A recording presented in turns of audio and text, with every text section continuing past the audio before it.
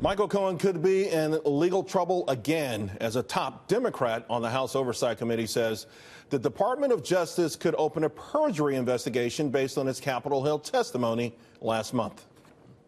I imagine that that Chairman Cummings will end up referring him. That's just my guess. When Chairman Cummings says something like "I'm going to nail you to the cross," he means it. Former federal prosecutor John Sale joins me now. John, I guess it shouldn't be a surprise since that testimony. We've seen a lot of contradictions at the very least, and some that seem to be outright lies. Well, Charles, Michael Cohen's wish list obviously was to get a reduction of his sentence, and I predict he may see just the opposite. I tried to watch him with an open mind. I came into this I was a Watergate prosecutor, and I remember John Dean, and John Dean's testimony took down a president. But boy, was it different. I mean, remember, John Dean himself was secretly recorded. Michael Cohen, as a lawyer, selectively recorded his own client. I mean, imagine that.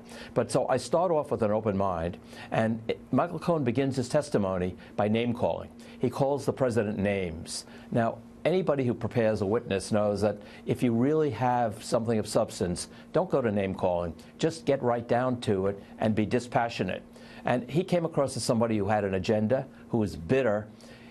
He went from darkness to light, blind loyalty. Well, he did not have a cooperation agreement with the Southern District.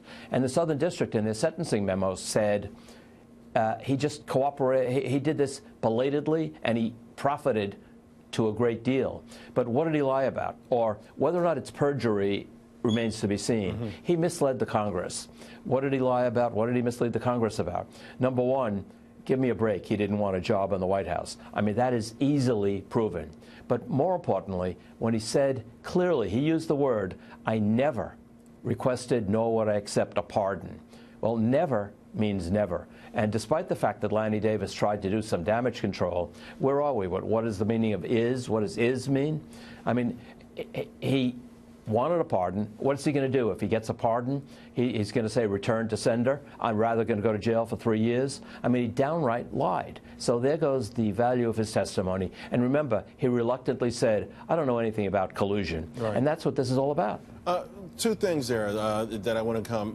Let's start backwards. That I didn't want a pardon. Semantics, maybe his lawyer asked. Maybe his lawyer went and asked without him even knowing about it. I mean, when they bring these things up, if they're eventually brought up in a perjury hearing, will his defense be, well, that was my lawyer. I was telling the truth. I never personally requested any assistance from the White House. Well, that's the argument. I'd rather be on the prosecutor's side of that argument. Lawyers do what clients tell them to do, and something as important as a pardon, a lawyer doesn't keep that secret from a client. A client would be thrilled to get a pardon. Do you know how unusual that is? But in this case, Michael Cohen's not getting a pardon. John, you talked about not playing to the Southern District. Instead, it did feel like he was playing exactly to the room, and we've learned that there was extensive rehearsals, hours and hours and hours.